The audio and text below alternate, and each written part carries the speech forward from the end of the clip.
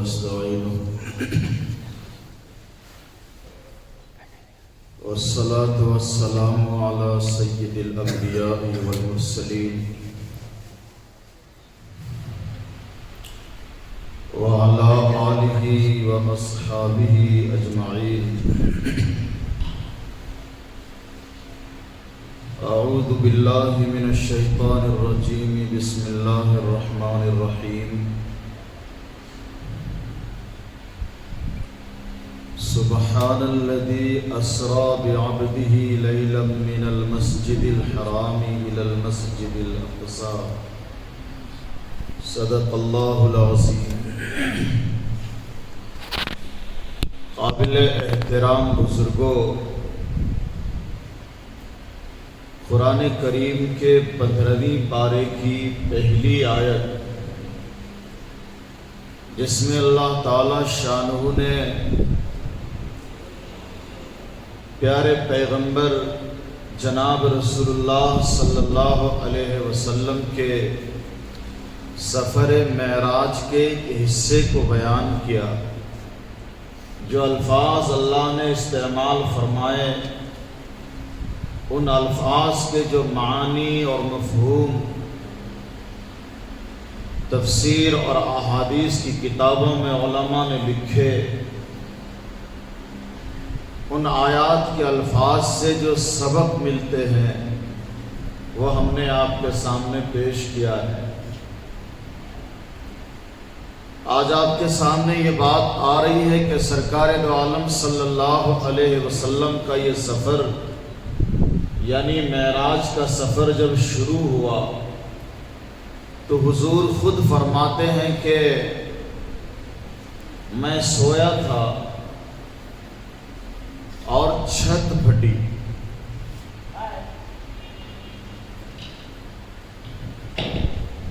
میں سویا تھا، چھت پھٹ گئی. جبریل امین علیہ السلام اندر میرے پاس تشریف لائے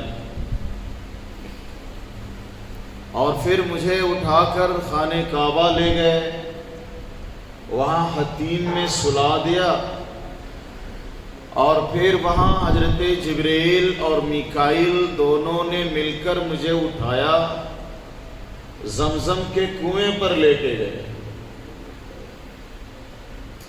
یہاں رک کر ایک سوال پیدا ہوتا ہے کہ حضور آرام فرما رہے ہیں اور چھت پھٹ گئی. جبریل ادھر سے آئے، کیوں دروازہ نہیں تھا؟ چھت پھاڑ کر جبریل کیوں آئے؟ سوال تو ہوتا ہے. اور پھر حضرت جبریل علیہ السلام کو آنے کے لیے چھت پھاڑ کر آنے کی بھی ضرورت نہیں ہے، وہ تو نورانی مخلوق ہے، کدھر سے بھی آ سکتے تھے اور دستور اور قاعدے کے مطابق ان کو دروازے سے ہی آنا تھا. لیکن حضور فرماتے ہیں کہ چھت پھٹی اور جبریل اندر آئے. ایسا کیوں ہو گیا؟ جواب کیا ہے اس کا؟ جواب اس کا یہ ہے کہ یہ جو پورا سفر ہونے والا ہے نا، یہ جو پورا واقعہ ہونے والا ہے، پورا واقعہ ہی انسان کی سوچ سے اوپر کا واقعہ ہے. انسان کا دماغ جہاں تک کام کرتا ہے اس کے اوپر کی بات ہے. یہ ایک انسان زمین سے آسمان پر جانے والا ہے، یہ انسان کا دماغ کہاں ایکسپٹ کرتا ہے؟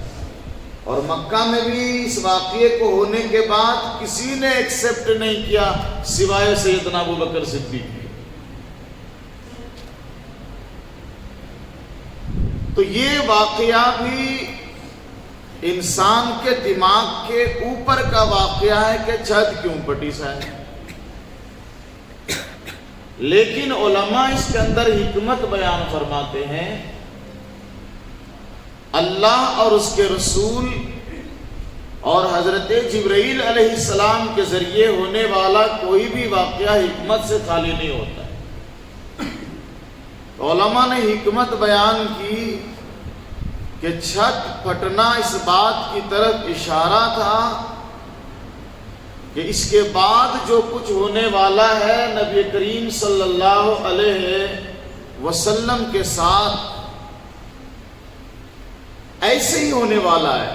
جیسے چھت پھٹی، نبی کا سینہ بھی چاک ہونے والا ہے، اشارہ اس کی طرف۔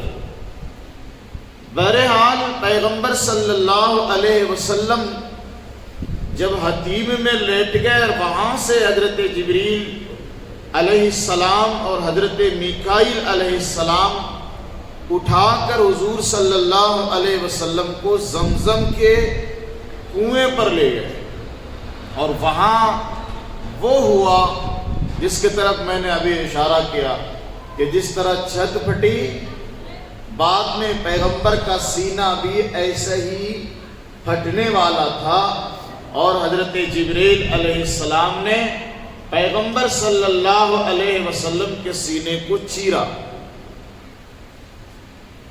شق صدر بولتے ہیں اس کو، جیسے آپ لوگوں نے سنا وہ شق قمر، قمر یعنی چاند کا پھٹنا۔ جب نبی نے اشارہ فرمایا چاند پھٹا، یہاں پیغمبر صلی اللہ علیہ وسلم کا سینہ شق کیا گیا، چیرا گیا، اور اس کے بعد پیغمبر کے دل کو نکالا گیا۔ یہ جو سینے پاک کو چیرا حضرت جبریل علیہ السلام نے، اور پھر دل نکالا اور اس کو بھی چیرا، اور حدیث میں ہے کہ دل چیرنے کے بعد ایک یا دو جمے ہوئے خون کے نقطے جبریل امین نے نکالے حضور کے دل سے، نقطہ چھوٹا سا خون کا جمع ہوا نکالا، اور فرمایا باہر کہ یہ شیطان کا حصہ ہے۔ اور پھر سونے کے طشت میں برف بھر کر فرشتوں نے لایا، اور اس برف کے پانی سے پیغمبر کا دل دھویا گیا،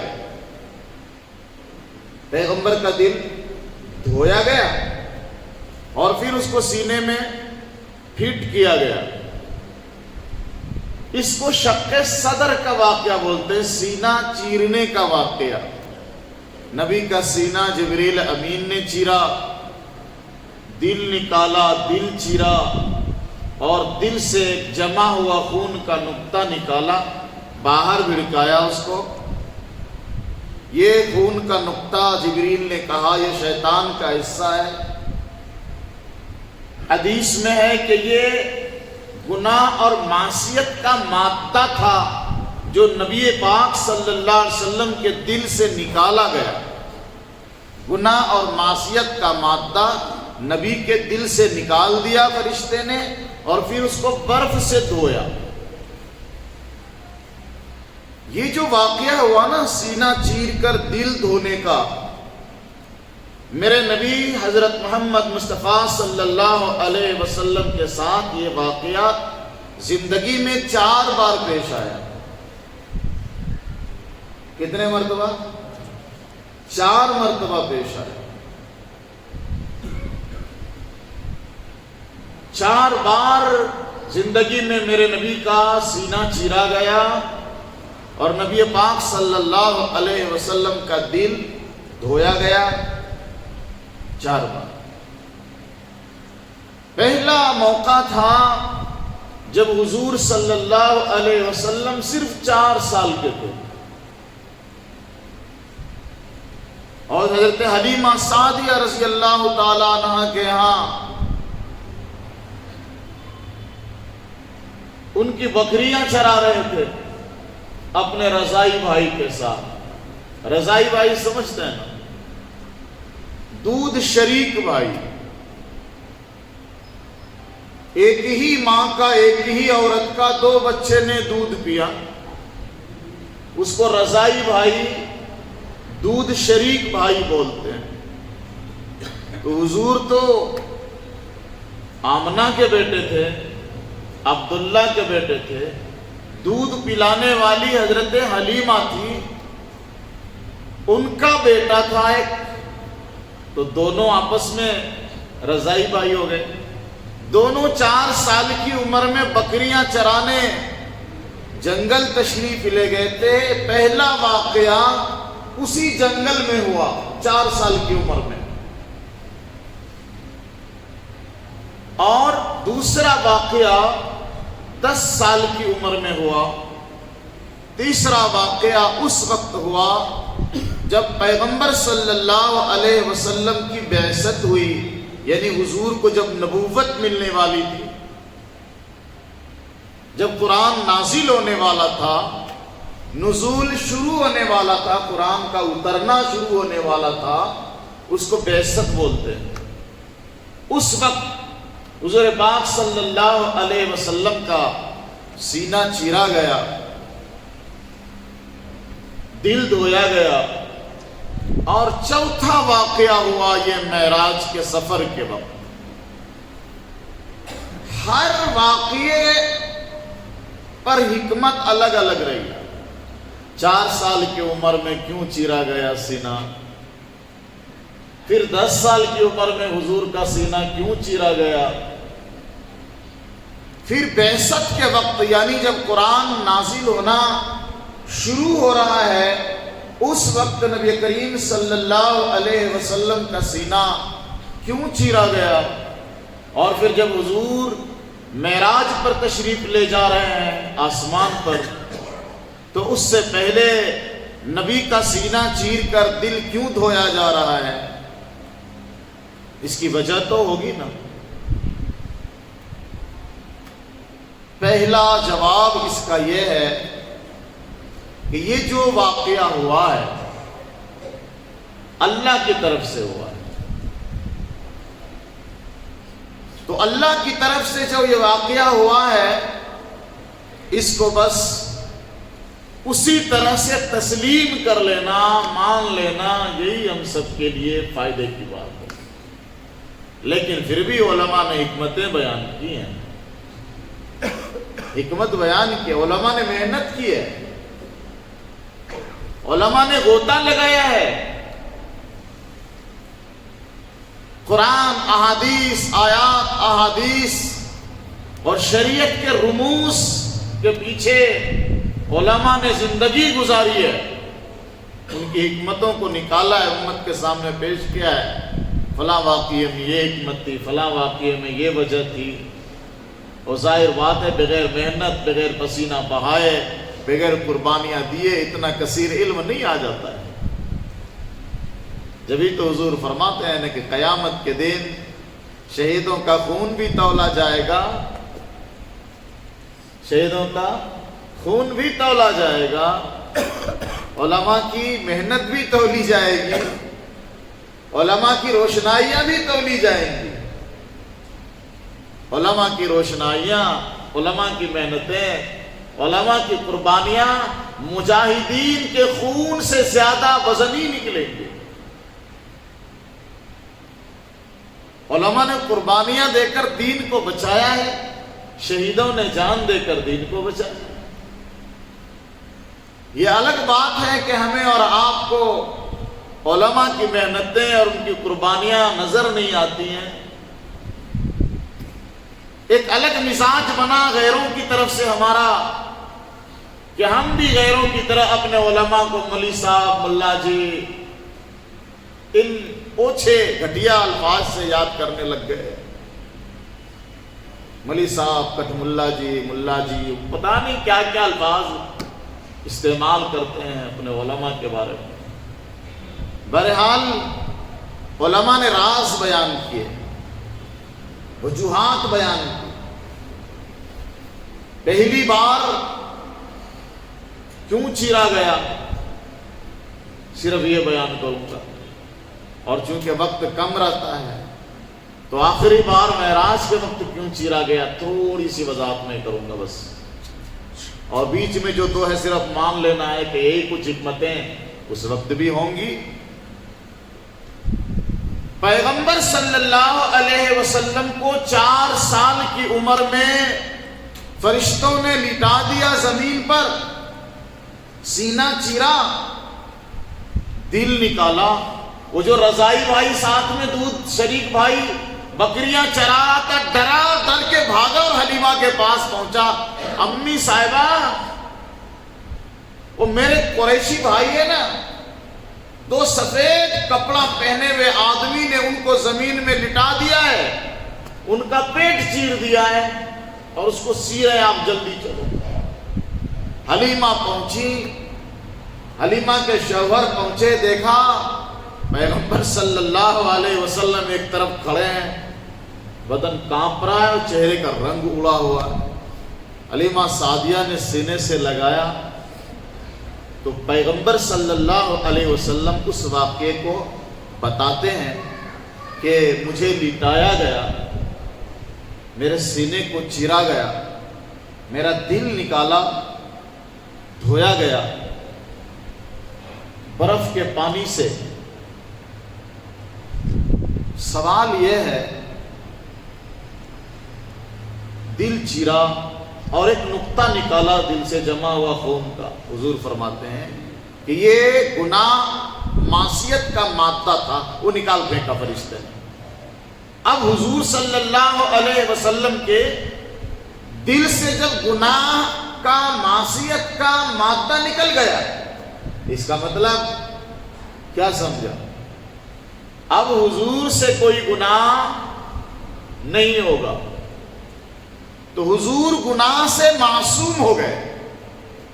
یہی ہمارے سنت والجماعت کا عقیدہ ہے کہ ہم سب کے جو پیغمبر ہیں حضرت محمد مصطفیٰ صلی اللہ علیہ وسلم، ان سے کوئی گناہ نہیں ہوتا ہے، نہ ہوا۔ اور پھر حضور کی برکت سے سارے پیغمبر کے بارے میں یہی عقیدہ ہے، انبیاء معصوم ہوتے ہیں، ان سے گناہ نہیں ہوتا۔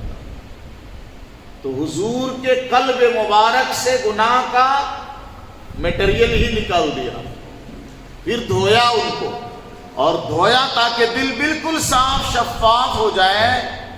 سوال یہ ہوتا ہے کہ برف سے ہی کیوں دھویا گیا؟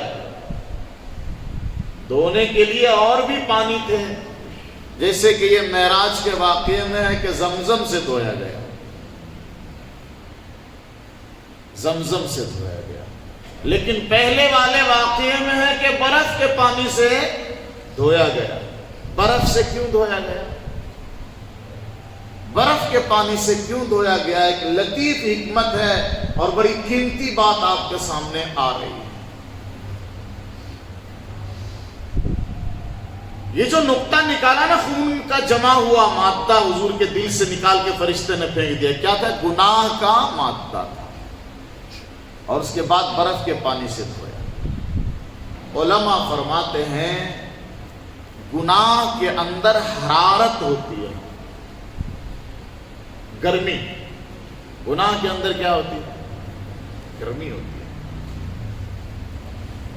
گناہ کے اندر گرمی ہوتی ہے۔ حرارت کو کم کرنے کے لیے، ختم کرنے کے لیے برف کے پانی سے دھویا گیا کہ گناہ کا مادہ تو نکل گیا، اب اس کی حرارت اور گرمی بھی نہیں رہنی چاہیے ادھر، اسی لیے برف کے پانی سے دھویا گیا۔ اور اس کی مثال پیغمبر صلی اللہ علیہ وسلم کی ایک دعا میں بھی ملتی ہے۔ حضور ایک دعا فرمایا کرتے تھے، حضور ایک دعا فرمایا کرتے تھے، اللہم اغسل خطایای بماء الثلج والبرد۔ اے اللہ میری خطا کو دھو دیجئے، برف اور اولے کے پانی سے دھو دیجئے۔ یہ حضور دعا فرماتے ہیں۔ حالانکہ یہاں سوال ہوگا کہ جب حضور سے کوئی گناہ ہی نہیں ہوتا ہے، حضور سے کوئی گناہ ہی نہیں ہوتا ہے، تو پھر حضور اللہ سے یہ دعا کیوں کر رہے ہیں؟ اللہم اغسل خطایای بماء الثلج والبرد۔ اے اللہ میرے گناہ کو، میری خطا کو برف اور اولے کے پانی سے دھو دیجئے۔ حضور نے تو کوئی گناہ ہی نہیں کیا۔ تو سوال صرف اس دعا پر ہی نہیں ہوگا، بلکہ حضور پاک کی پوری زندگی پر سوال ہو جائے گا کہ حضور ایک ایک دن میں 100 بار مغفرت طلب کرتے تھے اللہ سے معافی مانگتے تھے۔ تو جب حضور سے گناہ ہی نہیں ہوا تو معافی کیوں مانگے؟ یہ شان عبدیت ہے کہ اگرچہ حضور کو گناہ سے پاک کر دیا گیا، پھر بھی بڑے لوگوں کی چھوٹی بات بھی، چھوٹی لغزش بھی اللہ کی شان میں خطا کہلاتی ہے۔ آدم علیہ السلام سے گناہ نہیں ہوا تھا، وہ گناہ ہی نہیں تھا، وہ ایک اجتہادی غلطی تھی، لیکن ان کے شان کے مطابق نہیں تھا، اس کو خطا کہا گیا، گناہ نہیں تھا وہ۔ ایسی چھوٹی چھوٹی لغزشیں بھی پروردگار اگر میرے سے ہو رہی ہیں تو پیغمبر کا منشا تھا کہ اللہ ان لغزشوں کو، چھوٹی چھوٹی باتوں کو بھی جو تیری مرضی کے خلاف ہو، پروردگار ان کو اولے اور برف کے پانی سے دھو دے کہ ان کی حرارت بھی میری زندگی میں نہ رہے۔ گناہ کے اندر گرمی ہوتی ہے، گناہ کے اندر حرارت ہوتی ہے، اسی لیے برف کے پانی سے دھویا گیا۔ میرے نبی فرماتے ہیں ان الغضب من الشیطان۔ مثال دیکھیے، حضور فرماتے ہیں غصہ جو ہے نا یہ شیطان کی طرف سے آتا ہے۔ ان الغضب من الشیطان وان الشیطان خلق من النار۔ نبی فرماتے ہیں غصہ کہاں سے آتا ہے؟ شیطان کی طرف سے آتا ہے۔ شیطان غصہ ڈالتا ہے، ایک انسان کے دل و دماغ میں غصہ بھرتا ہے شیطان۔ یہ غصہ یوں ہی نہیں آ رہا ہے، شیطان کی طرف سے آ رہا ہے۔ نبی فرماتے ہیں ان الغضب من الشیطان، شیطان کی طرف سے غصہ آتا ہے۔ اور حضور کہتا ہے تم لوگ کو تو پتا ہے نا وَإِنَّ الشَّيْطَانَ خُلِقَ مِنَ النَّارِ، شیطان کیا چیز سے پیدا ہوا ہے؟ ان کی پیدائش آگ سے ہوئی ہے، تو جب غصہ ان کی طرف سے آ رہا ہے تو آگ کی گرمی لے کے آ رہا ہے۔ تو جب غصہ شیطان کی طرف سے آگ کی گرمی لے کے آتا ہے تو باقی سارے گناہ بھی تو انہی کی طرف سے آتے ہیں۔ یہ گناہ جو ہے گرمی لے کر آتا ہے، ان کے اندر حرارت ہوتی ہے۔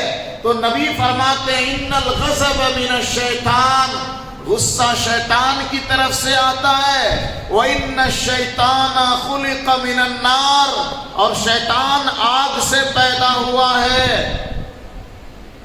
پھر حضور فرماتے ہیں فَإِذَا غَضِبَ أَحَدُكُمْ، اے لوگو سنو، جب تم کو یہ معلوم ہو گیا کہ غصہ کہاں سے آتا ہے؟ شیطان کی طرف سے، اور شیطان آگ سے پیدا ہوا ہے، تو حضور فرماتے ہیں اب سنو اذا غضب احدکم فلیتوضا، جب تم میں سے کسی کو غصہ آ جائے تو غصہ کا علاج کیا ہے؟ یہ تو گرمی لے کے آیا، حرارت لے کے آیا، آگ لے کے آیا، کیا علاج ہے اس کا؟ غصہ کا علاج حضور فرماتے ہیں وضو کرو، وضو کرو، تیرے غصے کی حرارت کم ہو جائے گی، غصے کی آگ بجھ جائے گی۔ نماز سے پہلے وضو کو فرض یا مسنون قرار دینے میں بھی یہی حکمت ہے۔ انسان اللہ کی عبادت کے موقع سے دور رہ کر بہت سارے گناہوں میں ملوث ہوتا ہے، اور پھر وہ گناہ انسان کے بدن میں حرارت بھرتا ہے۔ تو شریعت اسلامیہ کہتی ہے کہ اللہ کی عبادت کے لیے تیار ہو رہے ہو، ناپاک ہو، پانی نہ ہو، غسل کرو، چھوٹی ناپاکی ہے وضو کرو۔ اس غسل اور وضو کے ذریعے سے ایک تو تمہارا جسم ناپاکی سے پاک ہو جائے گا، اور اس کے بعد تمہارا جسم گناہ کی حرارت سے ٹھنڈا ہو جائے گا۔ وضو کرنے کی وجہ سے، غسل کرنے کی وجہ سے۔ تو غسل اور وضو کا مقصد دو ہو گیا، ایک تو تطہیر نجاست سے پاک ہونا، اور دوسرا مقصد ہے تبرید، گرمی سے ٹھنڈک حاصل کرنا۔ گرمی ہے، حرارت ہو گئی ہے۔ اب یا آپ ہمارا یہ سوچیں صاحب، ہمارے پیٹ میں تھوڑی سی حرارت ہو جائے، تھوڑی سی حرارت ہو جائے تو محسوس کر لیتے کہ نہیں کر لیتے؟ پیٹ میں جلن ہو رہی ہے حضرت، پیٹ میں گرمی ہو رہی ہے حضرت، بہت گرمی ہو رہی ہے۔ تو یہ جو پیٹ میں حرارت ہونے لگتی ہے، گرمی محسوس ہونے لگتی ہے، تو پھر فکر ہو جاتی ہے کہ ذرا ایک ناریل پانی پینا چاہیے۔ ہمیں اور آپ کو یہ فکر بڑی جلدی ہوتی ہے، نیمبو پانی ہونا چاہیے، ناریل پانی ہونا چاہیے، چھاچھ ہو جائے تو بڑی اچھی بات ہے، چھاچھ مل جائے تو بہت خوب، بہت اچھی بات ہے، نہیں تو ناریل پانی ہونا چاہیے۔ پیٹ بہت گرم ہو، اس گرمی کو ہم لوگ محسوس کر لیتے ہیں، پر گناہ نے جو بدن میں گرمی بھر دیا ہے نا، اس کو ہم محسوس نہیں کرتے، اور گناہ کی حرارت ہمارے بدن کو جلاتے رہتی ہے، گناہ کی گرمی ہمارے جسم کو خراب کرتے رہتی ہے۔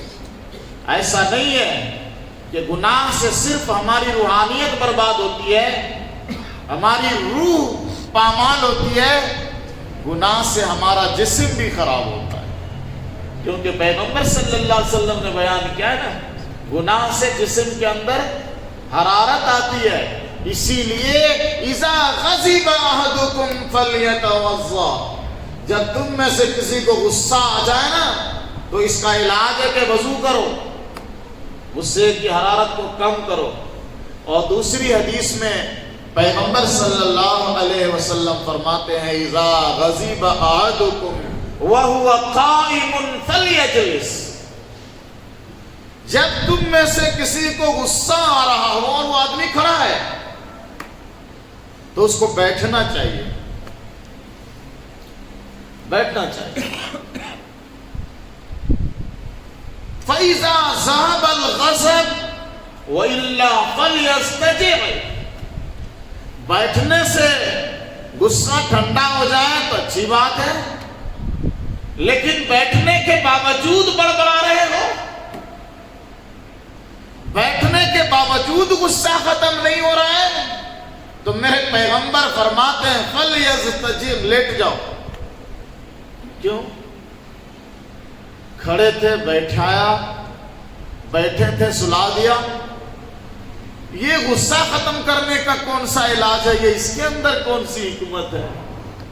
وہ پہلی بات جو میرے نبی نے فرمائی نا، ان الغضب من الشیطان، غصہ میاں شیطان کی طرف سے آتا ہے، اور شیطان نے پہلی بار اپنی دلیل پیش کی تھی، آدم مٹی سے بنے ہیں پروردگار، میں آگ سے بنا ہوں، اور آگ اوپر کو جاتی ہے، میں تو بلند مرتبہ آدمی ہوں، میرا مقام تو بہت اونچا ہے۔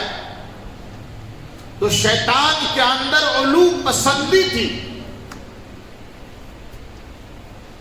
اب اس کی طرف سے وہ غصہ آگ لے کر آیا تو آگ تو اوپر جاتی ہے، تو نبی نے بھانپ لیا، اپنی امت کا علاج سمجھ لیا۔ میرے نبی نے فرمایا اذا غضب احدکم وهو قائم فلیجلس، اگر تم میں سے کسی کو غصہ آ رہا ہے اور کھڑے ہو تم یا بیٹھو جلدی، بیٹھنے کے بعد بھی غصہ ختم نہیں ہو رہا ہے تو لیٹ جاؤ۔ اب یہاں ایک سوال پیدا ہوتا ہے کہ بات تو اچھی ہے آپ کی کہ اگر کسی کو غصہ آ رہا ہے تو بیٹھ جانا چاہیے، بیٹھنے کے بعد بھی غصہ ختم نہیں ہو رہا ہے تو کیا کرنا چاہیے؟ لیٹ جانا چاہیے نا۔ کون لیٹتا کون بیٹھتا ہے؟ غصہ کے ٹائم میں تو اچھل کود کرتا آدمی، وہ کیوں بیٹھے گا؟ اور جب آدمی اس کو پکڑتا ہے تو اور آگے جاتا ہے۔ چھوڑ دیا جائے تو کبھی کبھی ان کو سمجھ میں آتا ہے کہ سامنے والا تگڑا ہے، بھیڑوں گا تو مار کھاؤں گا، تو آٹومیٹک ذرا ٹھنڈا ہوتا ہے وہ۔ لیکن جب پیچھے سے کوئی پکڑ رہا ہوتا ہے نا تو پاور دکھانے کے لیے اور کودکتا ہے، جان نہیں ہے لیکن پھر بھی کود رہا ہے۔ ان کو پتا ہے کہ مار کھاؤں گا سامنے والے سے، لیکن چونکہ پیچھے والا پکڑ رہا ہے ان کو دکھانے کے لیے کودک رہا ہے، اچھل رہا ہے، شان دکھا رہا ہے، چلا رہا ہے۔ تو میاں جب یہ اکھڑ رہا ہے، اچھل کود کر رہا ہے، تو بیٹھے گا کیوں، لیٹے گا کیوں وہ؟ تو یہاں پر ہماری آپ کی جھگڑا تکرار دیکھنے والے کی ذمہ داری ہوتی ہے، وہ خود تو نہیں بیٹھے گا، شیطان اس کو اچھال رہا ہے، آپ پکڑ کے ذرا بٹھا دو، بٹھاؤ پکڑ کے، ایک گلاس پانی دو، لو پیو۔ بیٹھ گیا پھر بھی بک بک کر رہا ہے، سلا دو۔ تو ہماری اور آپ کی بھی کوئی ذمہ داری ہونی چاہیے نا۔ اس ذمہ داری سے پوری انسانیت بھاگ رہی ہے، صرف ہم اور آپ اور مسلمان نہیں، ہر انسان۔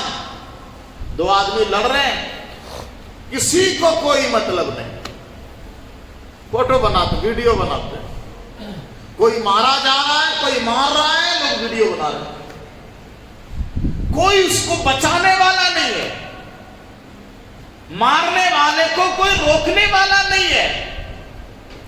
ویڈیو باہر کوئی جو آ رہا ویڈیو بنا رہا ہے، ان کو واٹس ایپ میں ڈالنا، اپنے فیس بک میں ڈالنا ہے، اپنی وال میں ڈالنا ہے، لوگوں کو دکھانا ہے لائیو، یہ مار رہا ہے دیکھو،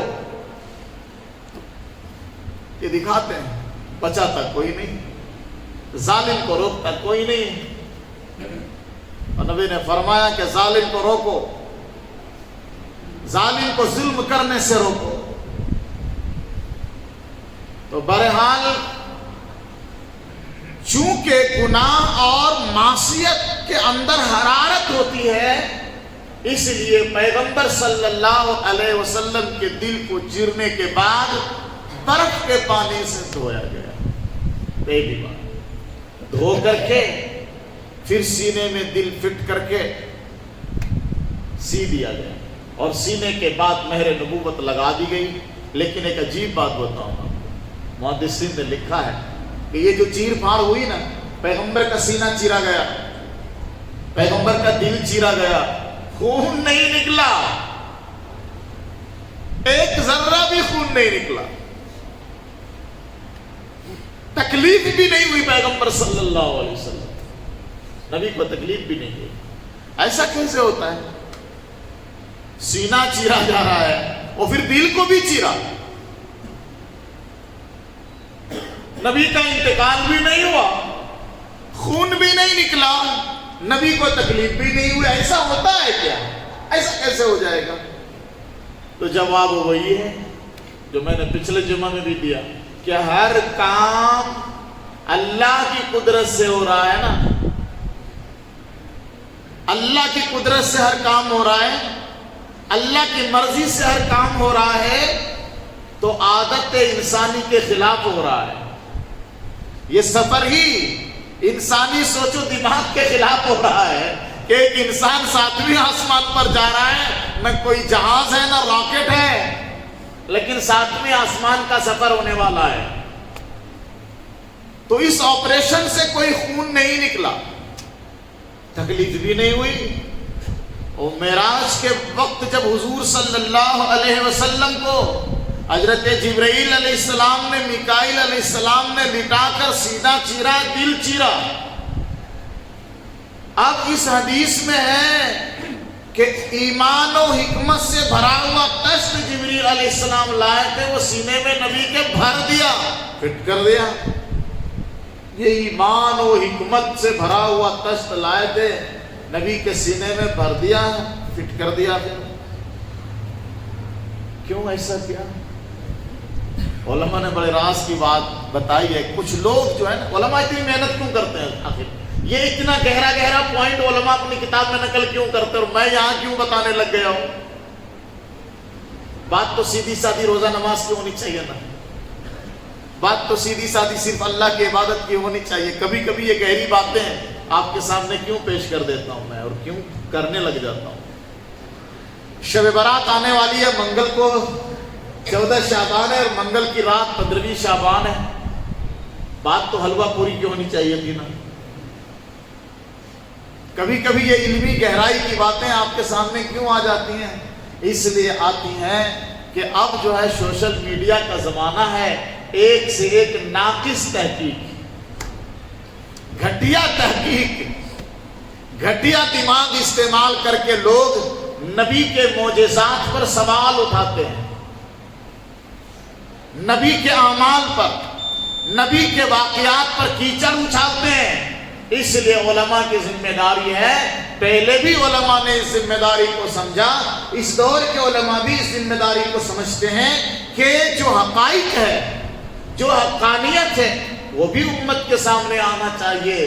جو واقعات نبی کی زندگی میں رونما ہوئے ہیں, ان کے پیچھے جو راز ہے, جو سچائی ہے, جو دلائل ہیں, جو ثبوت ہے, وہ بھی لوگوں کے سامنے آنا چاہیے, تاکہ کوئی شیطان اپنی شیطانیت اللہ اور رسول کی شان میں نہ بگاڑ سکے. سمجھے؟ تو علماء نے راز بیان کیے ہیں, حکمتیں بیان کی ہیں کہ جب معراج پر حضور تشریف لے جا رہے تھے تو پھر حضور کا دل کیوں چیرا گیا, کیوں دھویا گیا زمزم کے پانی سے ان کو, کیوں ایمان و حکمت سے نبی کا سینہ بھرا گیا اس ٹائم؟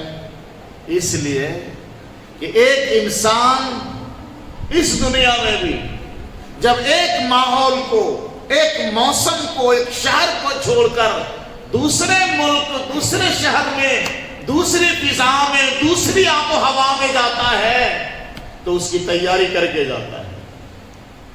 نہیں, ہمارا بنگلور کبھی کبھی ٹھنڈا رہتا ہے. میں ایک بار, پہلی بار جب میں بنگلور نہیں رہتا تھا تو میں بمبئی ایک پروگرام میں آیا, تو وہاں سے حیدرآباد ایک پروگرام میں آیا. وہاں سے دل میں شوق ہوا کہ بنگلور جائیں گے, کوئی ساتھی میرا یہاں رہتا تو ذرا ان سے مل لیں گے. تو حیدرآباد کے علاقے میں حرارت تھی, میرے پاس ٹھنڈ کا کوئی کپڑا نہیں تھا. باریک کپڑا کاٹن کا پہن کے آیا. ٹرین کا سفر تھا. جب بنگلور صبح سویرے ہماری گاڑی گھسی تو ٹھنڈ لگنے لگی, اور ایسی ٹھنڈ لگی کہ پریشان ہو گیا. اس کے حساب سے میری تیاری نہیں تھی. ممبئی سے ایک بار میں بہار جا رہا تھا. بہار میں سخت ٹھنڈ پڑ رہی تھی, بمبئی میں ٹھنڈ نہیں تھی. سخت بیمار تھا میں, نہ چادر ساتھ لیا, نہ کمبل ساتھ لیا, نہ سوٹر ہے میرے پاس, کوئی گرم کپڑا نہیں, اور سخت بخار میں تھا. جب فجر میں میری گاڑی بہار پہنچتی ہے تو بازو والے ایک بچے سے مجھے چادر مانگ کر اوڑھنی پڑی, اور وہ چادر اوڑھ کے میں گھر چلا گیا. اس بچے کا پتہ پوچھا, چادر بعد میں اس کے گھر پہنچایا. یہ کیا ہوتا ہے جب تیاری نہیں ہوتی ہے نا, آپ جس ماحول میں جا رہے ہیں, جس فضا میں, جس آب و ہوا میں جا رہے ہیں, اس کی تیاری کر کے لوگ جاتے ہیں. حج کرنے لوگ جاتے ہیں, وہاں ٹیکا لگتا ہے, انجیکشن لگتے ہیں. وہاں کی آب و ہوا کو برداشت کرنے کے لیے کسی طرح کی پریشانی نہ ہو جائے حاجی کو. حضور تو اس عالم سے اس عالم میں جانے والے ہیں نا, اس عالم سے اس عالم میں جانے والے ہیں جہاں جبریل امین بھی نہیں جانے والے ہیں. تو وہاں جب حضور کو جانا ہے تو بتقاضۂ بشریت, انسان ہی تو ہے حضور نا, انسان ہے نا حضور. تو انسانی فطرت کے تقاضے کے پیش نظر انسان کبھی کبھی انہوگنی واقعات کو دیکھ کر ڈر جاتا ہے. پتہ ہے آپ لوگ کو, سنایا بھی ہوں, قرآن میں موجود بھی ہے. جب اللہ نے کہا موسیٰ علیہ السلام سے, موسیٰ تیرے ہاتھ میں جو لاٹھی ہے نا, لاٹھی ہے یہ چھڑی ہے, یہ لکڑی ہے. موسیٰ نے کبھی اس کو چلتے دیکھا نہیں تھا. اس لاٹھی کو موسیٰ علیہ السلام نے کبھی فن مارتے نہیں دیکھا تھا, ایسا کبھی دیکھا نہیں تھا موسیٰ علیہ السلام. وہ لاٹھی ہاتھ میں رکھتے تھے, سسور صاحب کی دی ہوئی ایک چیز تھی, ایک تحفہ تھا شعیب علیہ السلام کا تحفہ تھا، ہاتھ میں رکھتے تھے، لیکن پروردگار عالم نے کہا موسیٰ ڈال دے اس کو فرعون کے سامنے، ڈال دیا۔ لاٹھی تھی، اللہ کا حکم آیا، پھینک دیا فرعون کے سامنے۔ جیسے ہی پھینکا فرعون کے سامنے، وہ لاٹھی سانپ بن گئی۔ جب وہ لاٹھی سانپ بن گئی تو قرآن کہتا ہے خر موسیٰ صعقا، موسیٰ ہی پیچھے گر پڑے، گھبرائے، موسیٰ علیہ السلام پیچھے گر پڑے۔ بھائی کیوں؟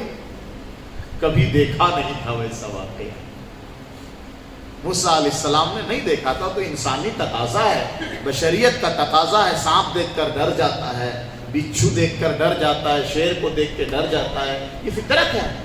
تو پیغمبر چونکہ اس عالم میں تشریف لے جانے والے ہیں اور وہاں بہت سارے واقعات حضور کو دکھائے گا اللہ، اسی لیے اللہ پیغمبر صلی اللہ علیہ وسلم کے سینے مبارک کو، نبی کے قلب مبارک کو اس شان کا بنا رہا ہے کہ اس کو دھلوایا، آپریشن کروایا، نور و ایمان سے، ایمان و حکمت سے بھر دیا، وہ ہمت عطا کی تاکہ عالم بالا میں وہ تمام چیزوں کا عینی مشاہدہ کر سکے۔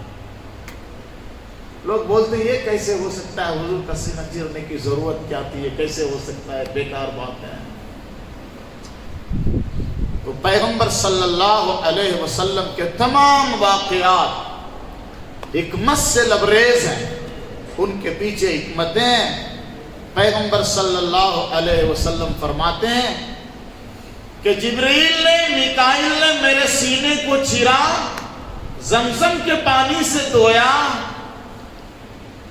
ایمان و حکمت سے میرے سینے کو بھر دیا، اور پھر میرے لیے ایک سواری لائی گئی۔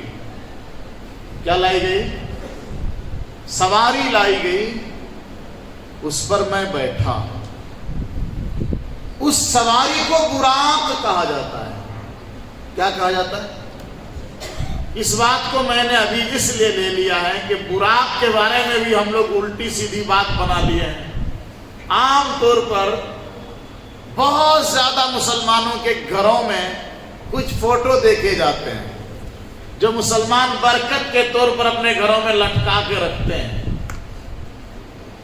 بڑی بڑی داڑھی والے، بڑی بڑی پگڑی والے بزرگوں کا فوٹو، ہاتھ میں تسبیح لیے ہوئے وہ بزرگ، اور ساتھ میں کسی فوٹو میں یہ براق کا بھی فوٹو رہتا ہے۔ وہ براق کیا؟ گھوڑا کا فوٹو رہتا ہے، اور اس گھوڑے کے پیٹھ پر ایسا پر بنا ہوا رہتا ہے۔ اچھا، اس گھوڑے کا جو منہ ہے نا لڑکی والا رہتا ہے۔ یہ براق کی شکل بنا دی ہم لوگوں نے اپنے سے۔ بڑے ماہر ہیں نا ہم لوگ، اپنے سے کچھ بھی بنا دیتے ہیں۔ وہ جتنے بزرگوں کے فوٹو رہتے ہیں نا، اس میں کسی کو نہ ہمارے نانا نے دیکھا، نہ پرنانا نے دیکھا، نہ دادا پردادا کسی نے نہیں دیکھا، اس میں لکھ کے رکھتے ہیں شیخ عبد القادر جیلانی کی فوٹو ہے۔ تیرے باپ نے دیکھا تھا ان کو؟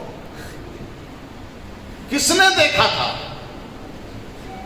کون فوٹوگرافر تھا اس ٹائم جس نے شیخ عبد القادر جیلانی کی فوٹو کھینچ لیا، خواجہ معین الدین اجمیری کی فوٹو کھینچ لیا؟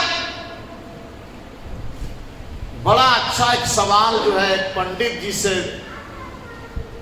ویڈیو میں دیکھا میں نے، ابھی بھی آپ لوگوں کے موبائل میں آ سکتا ہے، ابھی وہ پنڈت جی بیان کرتے رہتا ہے، بہت زمانے کی بات نہیں ہے، تو میں نے دیکھا وہ ویڈیو۔ ایک چھوٹا بچہ، غیر مسلم کا ہی بچہ پوچھتا ہے، پنڈت جی مجھے آپ سے ایک بات پوچھنی ہے۔ کہا پوچھو بیٹا۔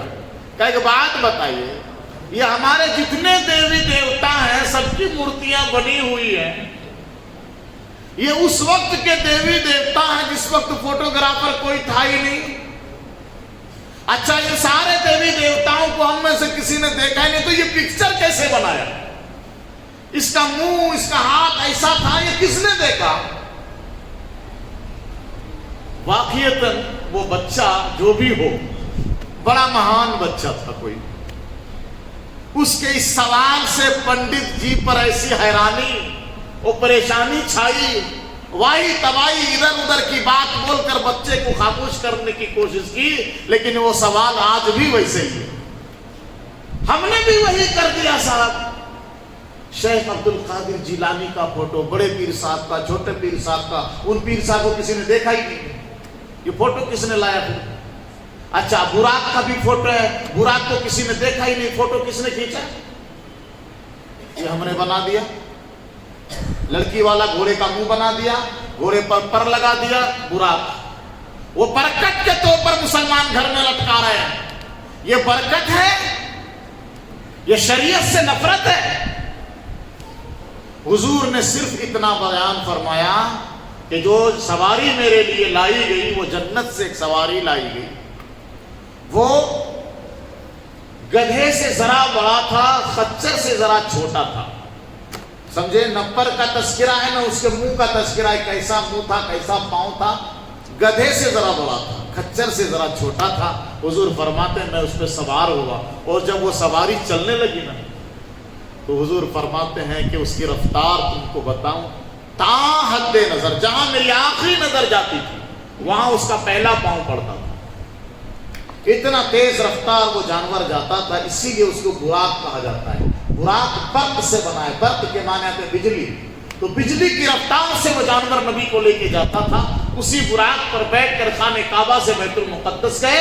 اب بیت المقدس کے سفر ہوگا وہ براق کے ذریعے سے نہیں ہوگا، وہاں ایک سیڑھی لائی جاتی ہے اور اس سیڑھی سے نبی 7ویں آسمان پر جاتے ہیں، اس سیڑھی کو معراج بولتے ہیں، اسی لیے اس سفر کو سفر معراج بولتے ہیں۔ اللہ ہم سب کو سرکار دو عالم صلی اللہ علیہ وسلم کی شان سمجھنے کی توفیق عطا فرمائے۔